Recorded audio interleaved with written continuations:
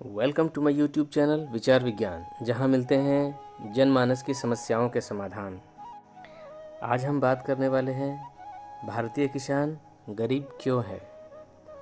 एक तरफ तो हम भारतीय किसान को बहुत ही गरीब और पिछड़ी हुई स्थिति में देखते हैं, दूसरी ओर पंजाब हरियाणा के किसान हैं जो काफ़ी अच्छी स्थिति में हैं। थोड़ा कंपैरिजन भी कर लेंगे और देखेंगे कि आखिरकार कौन से स्टेप्स है जिसके कारण से पंजाब हरियाणा के किसान बेहतर स्थिति में हैं और अन्य राज्यों के किसान की हालत ख़राब है।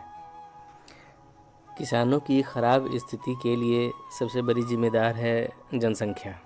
बहुत से लोगों को ये बात पल्ले नहीं पड़ेगी कि जनसंख्या किसानों की स्थिति ख़राब होने के लिए जिम्मेदार कैसे है। तो आप स्वयं ही सोचिए, जनसंख्या बढ़ रही है लेकिन ज़मीन फिक्स है, वो नहीं बढ़ सकता है।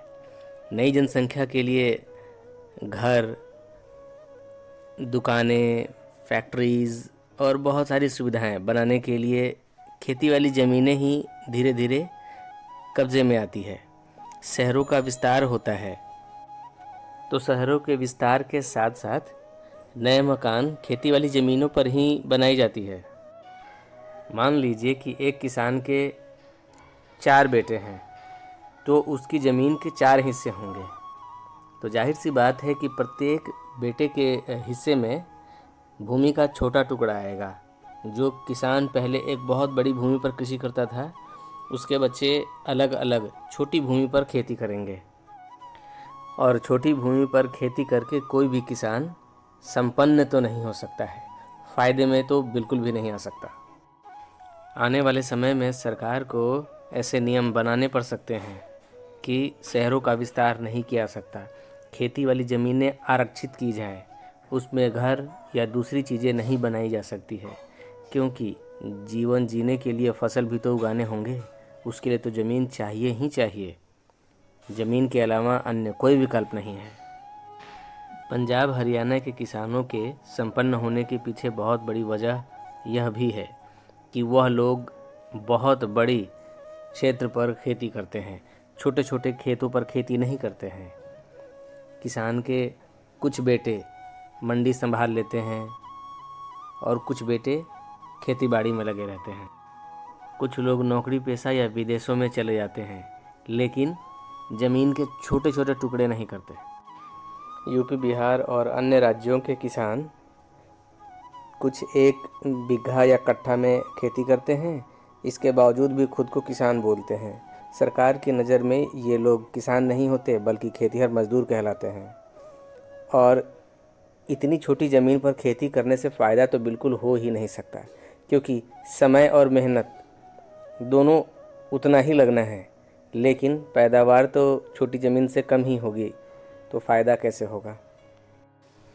भारतीय किसानों की एक और बड़ी प्रॉब्लम रही है प्राकृतिक आपदाएं। कभी बाढ़, कभी सुखाड़ या कभी आग की वजह से बहुत सारी फसल का नुकसान हो जाता है।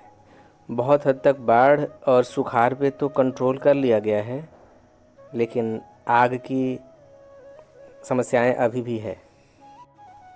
कई सारे एक दूसरे की जलन के कारण ही खेतों में आग लगा देते हैं, सिगरेट या बीड़ी जलती हुई छोड़ देते हैं, तो कुल मिलाकर के नुकसान तो किसानों का ही होना है।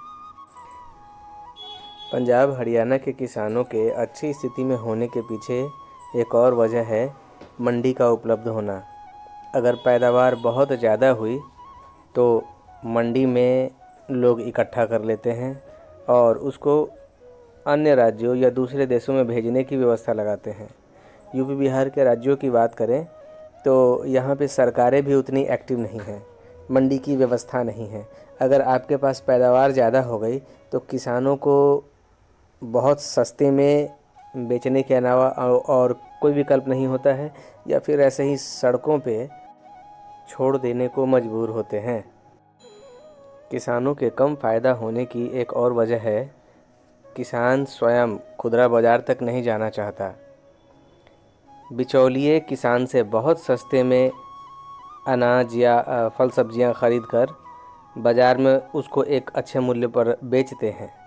आम आदमी को लगता है कि इतनी महंगाई क्यों है, और दूसरी तरफ किसानों को फ़ायदा भी नहीं होता। ऐसा कैसे संभव है? ये बिचौलिए ही महंगाई बढ़ा रहे होते हैं।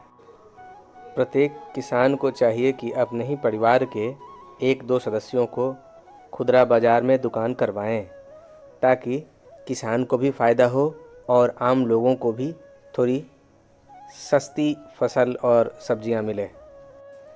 जब तक किसान बेचना नहीं सीखेगा, तब तक किसानों की स्थिति बेहतर हो ही नहीं सकती है। सरकार के ऊपर एक तरफ तो एमएसपी का दबाव रहता है, मिनिमम सपोर्ट प्राइस का, लेकिन दूसरी तरफ महंगाई न होने का भी दबाव रहता है। तो सरकारें इस स्थिति में बहुत कुछ नहीं कर सकती है। मेरा किसानों से हाथ जोड़कर अनुरोध है कि एक बार मंडी तक पहुंचकर तो देखिए, खुदरा बाजार में अपनी पहुंच बना कर तो देखिए। किसानी से फ़ायदा होने लगेगा। किसान स्वयं खेती करने को सम्मानित नज़रिए से नहीं देखता है। इसके कारण से पढ़ लिख कर नौकरी पाना ज़्यादा बेहतर माना जाता है। जब तक पढ़े लिखे लोग किसानी में नहीं पहुंचेंगे, खेती नहीं करेंगे, तब तक खेती करके फ़ायदा कमाना मुश्किल ही होगा। परंपरागत तरीके से खेती करके फ़ायदा बहुत मुश्किल है। किसानों को चाहिए कि फूल की खेती, औषधियों की खेती और उस पर आधारित उद्योग और व्यवसाय बनाने के लिए सोचें। बाबा रामदेव औषधियों पर आधारित उद्योग को बहुत ऊंचाइयों पर लेकर जा चुके हैं। तो आप भी अपने शहर में, गांव में, अपने राज्य में इस तरह के उद्योगों को बढ़ावा दे सकते हैं। छोटे ज़मीन पर खेती करने का एक नुकसान यह भी है कि यह एक प्रकार की छिपी हुई बेरोजगारी हो जाती है। फसल के समय किसान को मेहनत करना होता है। फसल कटाई और अगली फसल की बुआई के बीच में जो समय मिलता है, उस समय किसान कुछ नहीं कर रहा होता है, तो वो समय तो व्यर्थ ही जाता है। किसान को चाहिए कि खेती के साथ साथ मछली पालन, मुर्गी पालन, गाय भैंस या बकरी पालन, मधुमक्खी पालन, फलों की खेती आदि करनी चाहिए। यूपी, बिहार जैसे राज्यों में मछली, अंडे, पपीता और भी कई सारी चीज़ें आंध्र प्रदेश से आती है।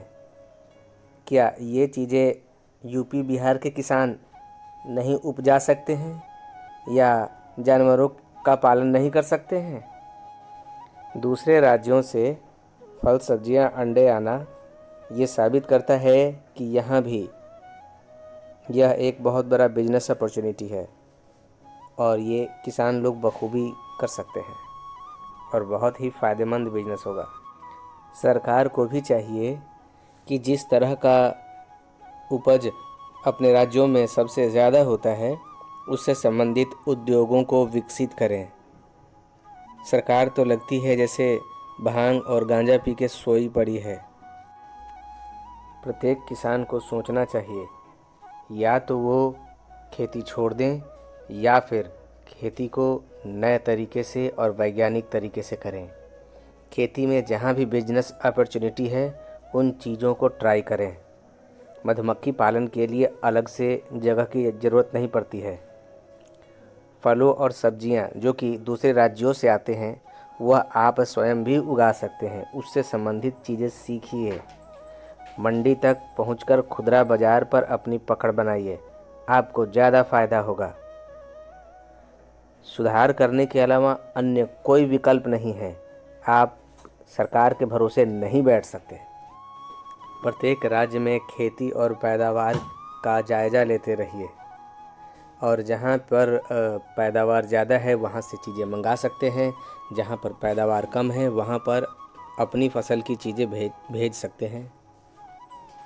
बिचौलिए इन्हीं जानकारी का तो उपयोग करते हैं। बिचौलिए जब ये काम कर सकते हैं तो एक किसान क्यों नहीं कर सकता? आपके घर में अन्य लोग भी तो होंगे जो खेती बाड़ी से नहीं, किसी और व्यवसाय से जुड़े होंगे। उनको एक्सपर्ट बनाइए। तो हमारे देश के अन्नदाता भारतीय किसानों के नाम पर इस वीडियो को लाइक करें और इस चैनल को सब्सक्राइब करें। धन्यवाद।